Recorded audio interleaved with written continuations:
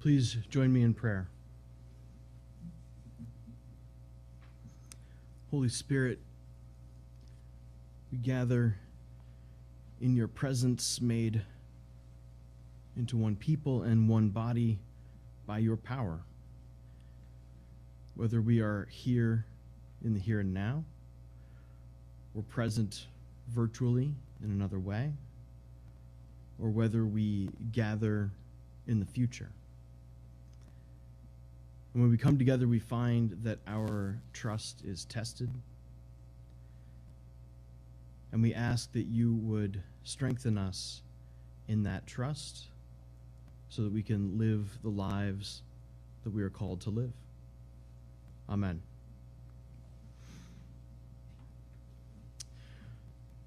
So this passage from Romans, this snippet of a passage from Romans, is pretty famous in like Protestant Reformation circles, which may not mean it's famous with you, and that's okay.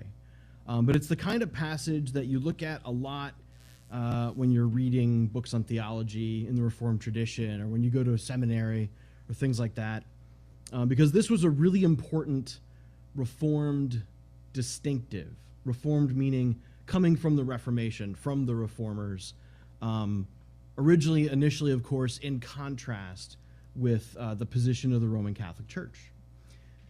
Since then, both traditions have moved together in a lot of ways, but especially historically, this was a vivid distinction between the Reformation path and the Roman Catholic path. Remember, in the historical context, at the time, the Roman Catholic Church was selling indulgences, which is essentially a fundraising campaign, whereby you could make a donation on behalf, in particular, of a soul that had passed away, and you would shorten their time in purgatory and speed them toward heaven.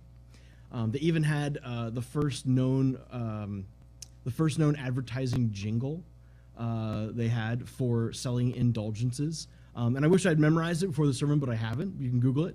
But they had a rhyming jingle to tell you about, something like, when the coin in the donation box rings, the soul to heaven sings, or something like that, right?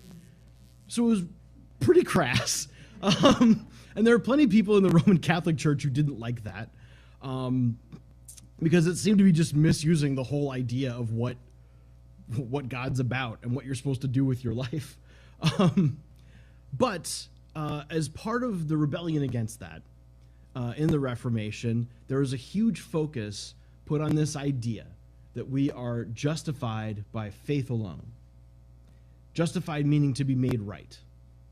So the way we are made right with God, the way that relationship is squared up, is by faith alone. And that God's gift to us in response to that faith, or God's gift to us as we give that faith, is grace. And that grace is a gift. It isn't something that you earn. No matter how many coins you put in the box, or no matter how many good things you do in your life, no matter how much work you put into it, you cannot make yourself right with God. It's a relationship that you don't have the power to fix, and you cannot earn God's grace. There's no point where you deserve it. Like even Paul talks about, if God's grace is an inheritance, or no, if God's grace is like payment for someone who's a laborer, that payment isn't a gift. If you go to work and you clock in and you clock out, you get a paycheck. You don't see that paycheck as a gift. You might be grateful for it, but it's not a gift. You earned it. You put in the work and you earned it. And for Paul, that can't be the way that we describe God's grace. You don't earn it by being good. You don't earn it by donating a lot of money. And then for the reformers, you certainly don't earn it by, contributing to the cost of building St. Peter's Basilica. It was one of the things they paid for with indulgences. So it was successful, but crass. For Paul, the main contrast that he was concerned with is the idea of, he was committed to Gentiles being part of Christianity. He was committed to opening up Christianity to people who were not Jewish, which during Paul's life was not a majority position. Because, it makes sense, right? Jesus was a Jewish person, was the Messiah, a Jewish term, traveled the Jewish homeland, Judea, quoted from the Hebrew scriptures, and so it made sense to many people that it was a Jewish movement. Like Jesus' purpose was to prophetically reform the Jewish practice. But what was happening historically is that other people who weren't Jewish were hearing about Christianity as it spread, and they were getting interested. And they would come to these gatherings, these ecclesia, and they'd be like, oh, this sounds great. Who's this Jesus guy? What are we talking about here? And they began joining. And some wanted to exclude them. Some wanted to make them become Jewish before they could become Christian. And for Paul and a few people in his lane at the time, they had this idea that you could just become Christian, a follower of Christ, without becoming Jewish first. And some people hated that and tried to undo what Paul was doing. It was the first big church fight. It was the first big church council where they argued about it at Antioch, was over this issue. So for Paul, it's a big deal to contrast the law, and the law is usually the negative example for Paul. So the law, the flesh, rules, wrath, punishment, etc. When you see those things in Paul, you're talking about the bad side. But the law was one path to become the people of God. So by heredity or by following the strictures of the law, you became a member of the people of God. For Paul, he was trying to open up another door. That door being the door of faith. That by putting your trust in God, that was another way to enter into the family of God, to become one of the people of God. And there's all these issues about, well, if you become through faith, can you be lawless? Can you do whatever you want? And we can see these issues playing out in his letters. But what he's contrasting is trust in God or faith in God. Same word in Greek, trust. Wherever you see faith, you can put trust. Wherever you put trust, you can put faith. Same thing. Trust in God versus the law. And then for the reformers, the contrast was trust in God versus works. You may have heard of the term works righteousness, or people have talked about the idea of works. This is the idea that you can earn your place. You can earn justification, earn righteousness. So the focus that I have this morning is on this idea that by trusting God, we become righteous. Or by having faith in God, we are justified. To be justified is to be made right. To be righteous is to do what's right.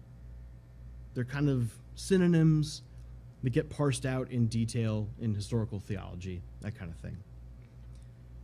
But it's this idea that the way you become righteous, a person who does the right thing, is by trusting God, which already feels a little backwards. Like, it makes sense that the way you become righteous is by doing what's right. Like, that makes more sense. But for Paul, he's drawing a distinction because for Paul, yes, normally the way you become righteous is by doing what's right, but you can't be right enough for God. No one can be that right for God to go, you're done. Excellent job. You're the very best human, and you have earned my grace and justification. You never get there. You never get there. And so Paul focuses on that and says, instead of focusing on doing the right thing to be righteous, focus on trusting God to be righteous. Okay. Maybe you buy that, maybe you don't. Let's go with it for now. Okay? Already there are problems. One of which is that it's very difficult to trust God that way. Like, it's very, very difficult. A lot of things get in the way of that trust. Like, it's hard to trust God when we know what the right thing to do is. And it's hard to trust God when we're struggling to even know what the right thing is. Because at least my life isn't a life where it's always clear what I'm supposed to do. Sometimes it is. Sometimes I think it is and I'm wrong. And then sometimes I don't know what the right thing is to do, or I know what the right thing is and I don't do it. Or I hesitate, or I do it badly, or I do it at the wrong time or in the wrong place, on and on and on. We can see these challenges if we look at the stories from our readings, the story of Abraham and Sarah, and the story of Paul. Paul as the standard bearer for justification by faith. So hopefully we can look at his life and see evidence of that faith, of that trust. And then Paul pointing to Abraham and Sarah as the very first, the progenitors of this path, the people who opened this door the first time, right? So looking at Abraham and Sarah's life, you can see a lot of challenges to this trust. Like the promise that they receive is that I will make of you a great nation, and all nations in the world will be blessed by you, and whoever curses you, I will curse, right? But looking historically, that promise isn't fulfilled until over 200 years after Abraham and Sarah have died. Like Abraham and Sarah in their life were migrant people fleeing from place to place seeking refuge. They lived in approximately 17 different locations over the course of their life. They didn't have a homeland. They didn't come to the promised land. That would happen, again, more than 200 years later with Moses. And so they were continually going from place to place and starting over and starting over and starting over again and again. They were promised that they would be made a great nation, but they don't have a lot of children, and they have them very late in life. So looking at their story from their point of view, without hindsight, we know what happened. Looking at their story from their point of view, it must have been really hard to be trusting, because there wasn't a lot of evidence that things were going to work out. They didn't go from victory to victory. They didn't grow into a nation in their lifetimes. We can see a similar thing with Paul. So Paul has this vision that he believes is from God, and hopefully it was, because raise your hand if you're a Gentile. Right? That's probably everyone here. So hopefully Paul was right, because we're all here. But he has this vision of like a worldwide, multicultural, although he wouldn't have said that, multicultural church full of Gentiles and Jews, but a lot of Gentiles. Because even then, there are way more Gentiles than Jews in the world. So he has this vision that he's committed his life to, and he's trusting that it's from God. So he believes it's God's plan to create this multicultural worldwide church, and yet over the course of his life, he has no home. He doesn't raise a family. And compared to Abraham and Sarah living like 17 different places, Paul visited around 60, depending on how you count. Like, he was itinerant. And every time he left a place, other people would come in and try to undo what he did. He talks about in his letters all the time. And when he's not running from place to place or being driven out of a city by a mob, which happened, or getting shipwrecked, he's in prison. And at the end of his life, the last thing he writes that we know of, or maybe one of the two last things, is the letter to the Romans. His big mission, the next phase in his ministry, is to go to Rome and to meet with the church leaders in Rome, and to bring a collection that he's gathered as like a good faith offering. Like, he's not just coming hat in hand to get things from them. He's arriving with a collection from the other churches to the Roman church to build that relationship. And so as his kind of curriculum vitae, he writes the letter to the Romans. And that's why the letter to the Romans is different from his other letters. Like, it reads like a short theological textbook. Like, it's very deliberate. It goes from this point to this point to this point, you know, and this idea carries to this idea, carries to this idea, therefore, right? Because it's his introductory letter to people who don't know him, and he has to sort of show he knows what he's talking about. And tradition says that he died in Rome, that he was executed there. So he got to Rome, and his mission ended there. Because there are no more letters, and there's no more story about Paul after he says, okay, everyone, I'll see you in Rome. And again, it must have been incredibly difficult to trust God with the future when in the present, things were going so rough. He wasn't going from victory to victory. He wasn't an unbelievably successful church planter. He was struggling to hold together tiny little communities scattered throughout the Mediterranean. When I was writing my notes initially for this sermon, for this Sunday, the little note that I had to myself was the phrase, despite all evidence.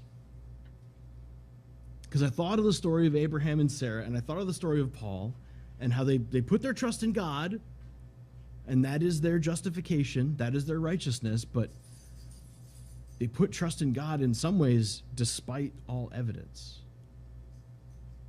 A lot of the time in their stories, they're trusting God despite what's happening, as much as or more than because of what's happening.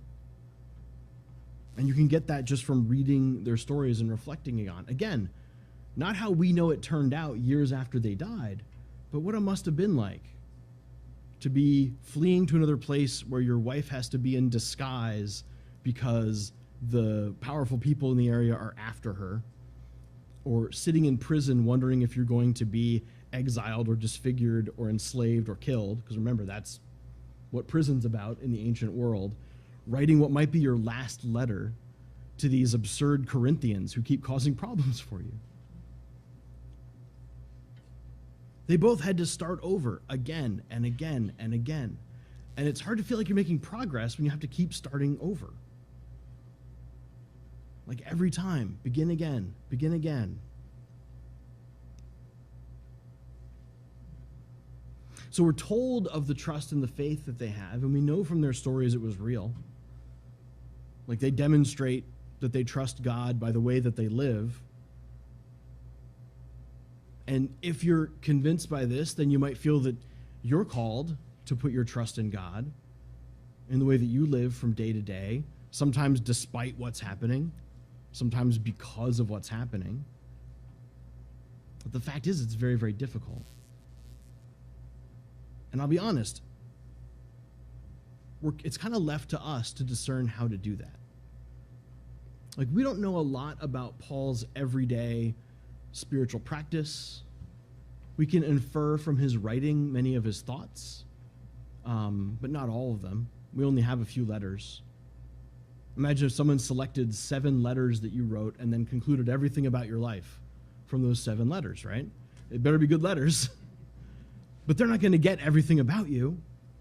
He didn't publish a manual of how to continually put your trust in God every day. Abraham and Sarah obviously didn't. They probably couldn't read and write. And so it's up to us to discern how to live out this trust, how to have this justification, how to be righteous. If it's not by earning those things, by being the very best people that ever were. Sometimes we're paralyzed by inaction. And this happens when you bring up something overwhelming and you'd like to do something about it. So you say, we should do something about homelessness. And someone might say, well, we're never going to get a home for everyone. There's always going to be people who are homeless. Right? But does that mean there's nothing we can do? Or you might say, we have to do something about all these mass shootings, especially school shootings. They're horrifying.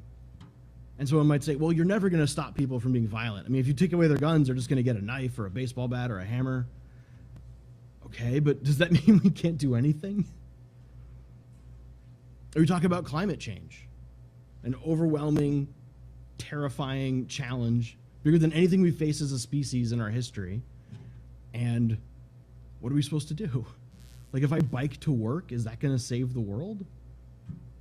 No. Does it mean we don't do anything? We can also be demoralized in the midst of work. Like, we can be in the middle of things, doing our best to organize, to plan, to work, to resist, to fight, to heal, to reconcile, and just realize how incredibly difficult it is. Like, I remember being taught that the civil rights movement was for the most part successful.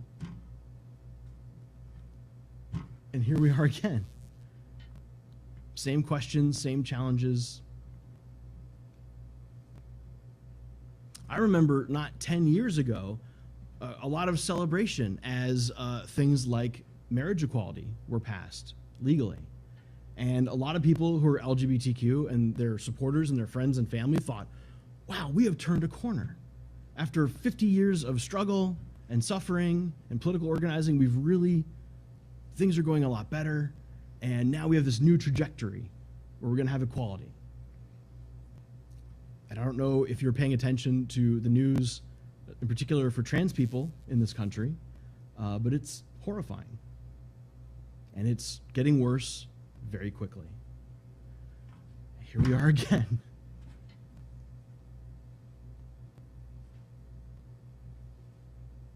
So, I don't have a solution for this.